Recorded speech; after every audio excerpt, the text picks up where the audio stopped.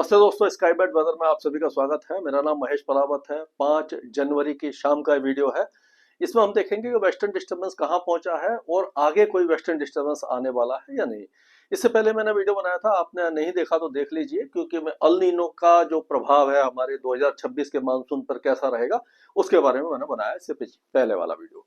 तो western disturbance आप देखें कि ऑलरेडी नॉर्थ पाकिस्तान और जम्मू डिवीजन के ऊपर है, तो इसका असर ऊंचे पहाड़ों पर ही दिखाई देगा आज और कल, यानी 5 और 6 तारीख को गिलगित बाल्टिस्तान, मुजफ्फराबाद, लद्दाख और जम्मू कश्मीर के साथ साथ हिमाचल प्रदेश के ऊंचे पहाड़ों पर हल्का स्नोफॉल एक दो स्थानों पर और हल्की बारिश हो सकती है। उत्तराखंड में 6 तारीख को ऊंचे पहाड़ों पर ही इसका कुछ असर रहेगा, या निचले इलाकों पर कुछ भी नहीं रहेगा। काफी ऊंचे जो पर्वत की जो चोटियां हैं वहां पर हल्का स्नोफॉल या बारिश हो सकती है। एक साइक्लोनिक सर्कुलेशन है जो बांग्लादेश के आसपास आप देख सकते हैं बना हुआ है, उसका कोई खास असर कहीं पर भी दिखाई नहीं दे रहा। और दो चक्रवाती हवाओं के क्षेत्र आप देख सकते हो कि ये बने हुए हैं। एक ये बंगाल की खाड़ी के मध्य और इक्वेटोरियल इंडियन ओशन में है, थोड़ा और नीचे है लेकिन मैप यहीं तक है तो इसलिए मैंने यहाँ बनाया है।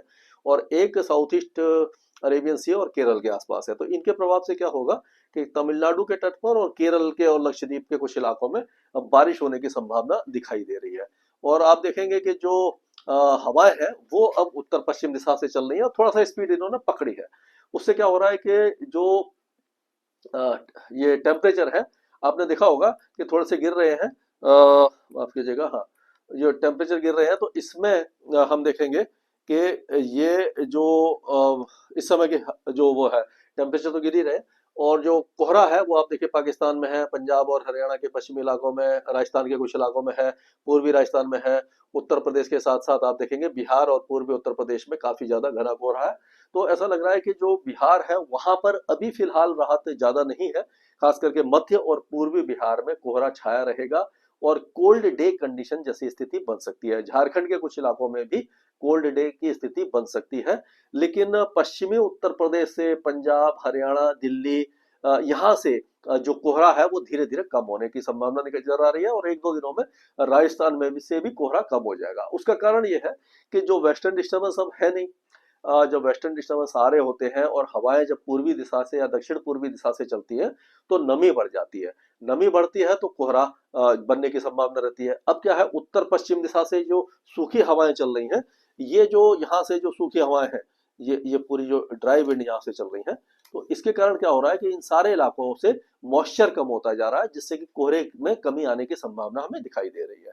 तो अब आप देखिए कि ये जो साइक्लोनिक सर्कुलेशन यहाँ पर बना हुआ है, इसके कारण से ये जो हवाएं हैं वो इस तरह से घूम रही हैं, मतलब ये घड़ी की उल्टी दिशा में जो घूम रही हैं, तो यहाँ से ये जो नॉर्थ ईस्टर्ली विंड है, इसके कारण ये जो तमिलनाडु के तटीय इलाकों में बारिश होगी और एक दो दिनों में अंदरूनी तमिलनाडु में, लक्षद्वीप और केरल में भी बारिश की गति थोड़ी सी बढ़ सकती है। बाकी कहीं पर भी कोई खास वेदर एक्टिविटी हमें दिखाई नहीं दे रही है। और आज देखें हम तो जो मिनिमम टेम्परेचर है, जो नीला रंग है, उससे आपको पता लगेगा कि मिनिमम टेम्परेचर, ये हवा जो इस तरह से घूम के आ रही है, पहले मिनिमम टेम्परेचर आपके जो पंजाब, हरियाणा, दिल्ली यहाँ पर गिरे थे, अभी भी गिरेंगे, अगले दो दिनों के दौरान हल्के हल्के गिरेंगे।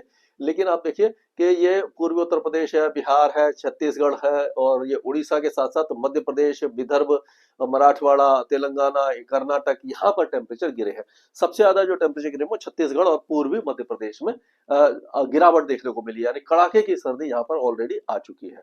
तो आज अगर 5 तारीख की बात करें हम, तो आप देखिए पहाड़, ऊंचे पहाड़ों पर ही कुछ वेदर एक्टिविटी आपको दिखाई दे रही होगी, बाकी इलाकों में नहीं है। और उसी तरह से हम देखेंगे कि ये जो तमिलनाडु के तट है, आंध्र प्रदेश के तटीय इलाके हैं, यहीं पर कुछ मौसमी गतिविधि आपको दिखाई देगी 5 तारीख को। और 6 तारीख को हम देखेंगे कि south coast of Andhra Pradesh के साथ साथ रायलसीमा में और तमिलनाडु में बारिश की गतिविधियां थोड़ी सी बढ़ जाएंगी। पहाड़ों पर ऑलमोस्ट खत्म हो जाएगी। उत्तराखंड और हिमाचल के ऊंचे पहाड़ों पर एक दो स्थानों पर बहुत हल्की बारिश की संभावना दिखाई दे रही है। अगर 7 तारीख की बात करें तो मौसम साफ हो जाएगा, लेकिन हवाओं की रफ्तार जो है वो तेज हो जाएगी। ये जो कोहरा है वो धीरे धीरे उत्तर पश्चिम भारत के साथ साथ पूर्वी भारत से, यानी गंगा के मैदानी क्षेत्रों से कम होना शुरू हो जाएगा। तो ये 7 तारीख का वेदर है। इसमें आप देखेंगे, और 8 तारीख की अगर हम बात करें तो हवाएं और ज्यादा तेज हो जाएंगी। तो यानी कि आप कह सकते हैं कि दिन में धूप तो निकलेगी इन सारे इलाकों में, लेकिन जो सर्द हवा है वो परेशान करेंगी। तो जो सर्दी का दौर है वो अभी लगातार रहने की संभावना दिखाई दे रही है। एक ये आप देखेंगे विपरीत चक्रवाती हवाओं का क्षेत्र यहाँ पर बन जाएगा, ये आपका मध्य प्रदेश और विदर्भ के आसपास बनेगा। तो इसमें क्या होता है कि घड़ी की दिशा में ही हवाएं इस तरह से चलती है।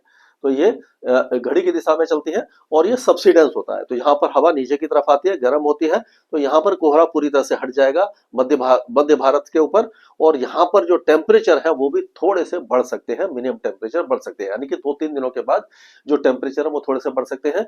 लेकिन कड़ाके की सर्दी अभी परेशान करेगी। और सबसे चिंता वाला विषय ये है कि अभी भी कोई भी बहुत बड़ा अच्छा वेस्टर्न डिस्टर्बेंस पहाड़ों पर नहीं पहुंच रहा, इसीलिए बारिश की संभावना, पहाड़ों पर बर्फबारी की संभावना एक बार फिर कम होती दिखाई दे रही है। और इस बार हमने देखा कि सूखे जैसे हालात है पूरे भारत में।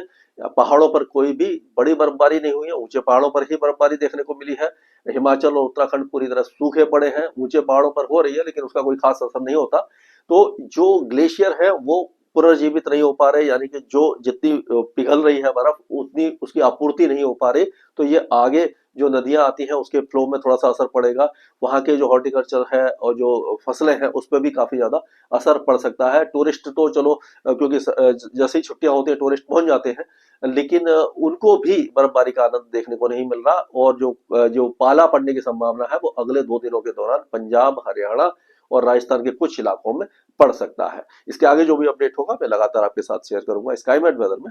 अभी के लिए इतना ही।